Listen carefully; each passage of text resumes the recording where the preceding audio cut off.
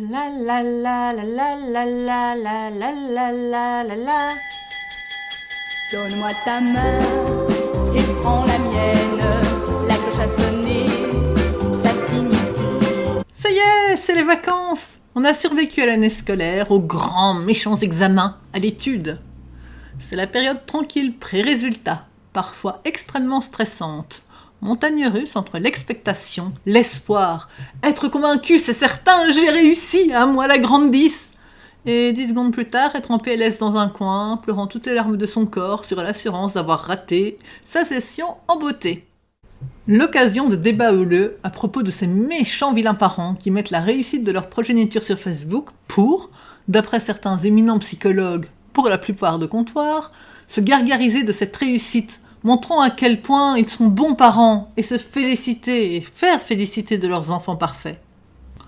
Ou alors sinon, juste pour informer tout le monde que c'est bon, c'est réussi, à moins que penser en dehors de la pensée unique et aigrie que la réussite des enfants, on s'en contrefiche total, mais que par contre, des selfies de vacances, autrement plus personnocentrés, ça passe crème.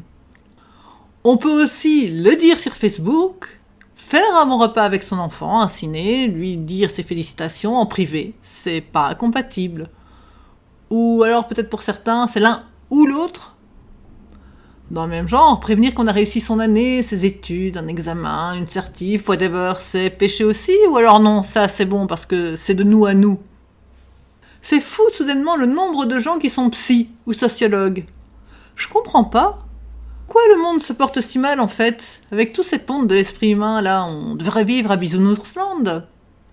Et je suis bien contente pour ceux qui ont réussi. Et pour certains que je connais, je me vois mal aller les féliciter personnellement, parce que je sais pas leur numéro, parce que je ne les pas sur Facebook, ou simplement parce que ce sont les enfants d'amis, et que donc je passerai par leurs parents pour leur adresser mes félicitations.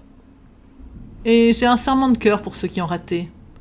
Non pas à cause de l'échec, parce qu'il est humain et c'est normal de parfois se planter, mais surtout par rapport à l'image qu'il renvoie aux jeunes dans ce monde super compétitif où les études et la réussite sont si importants.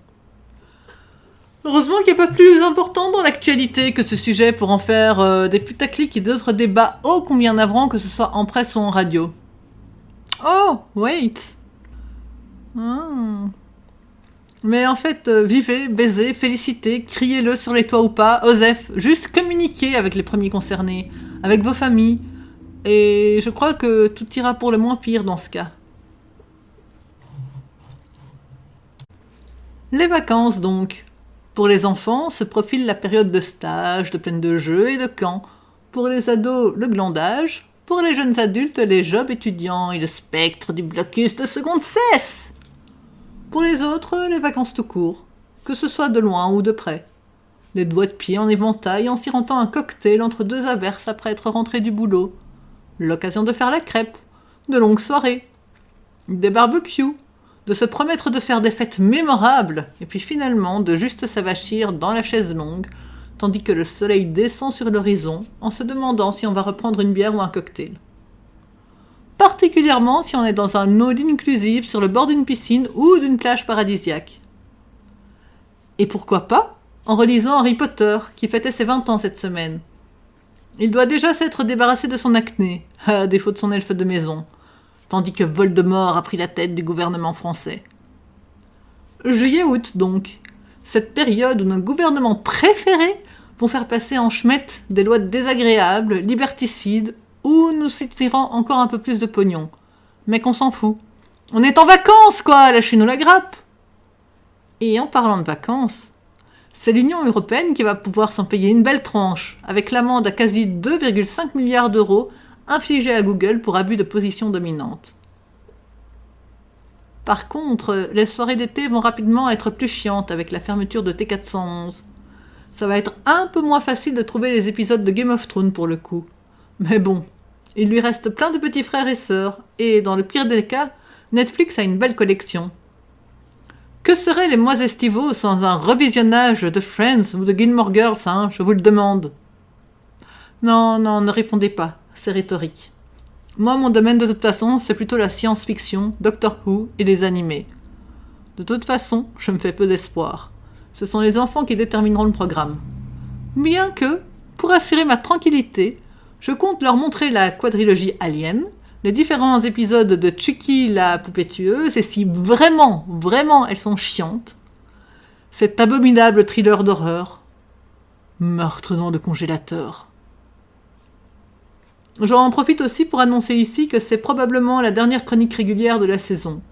Les vacances, c'est pour tout le monde, et de toute façon, enregistrer avec des enfants dans les pattes, c'est comme essayer de faire régime en ne bouffant que des glaces et du chocolat.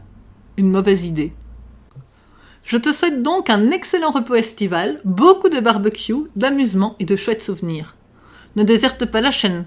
D'ailleurs, il est fort probable que quelques chroniques arrivent spontanément, dont celle sur les 1000 vues qu'on a dépassées il y a quelques jours, sûrement l'une ou l'autre question des auditeurs, quelques hors-séries, et on se retrouve de toute façon en pleine forme en septembre.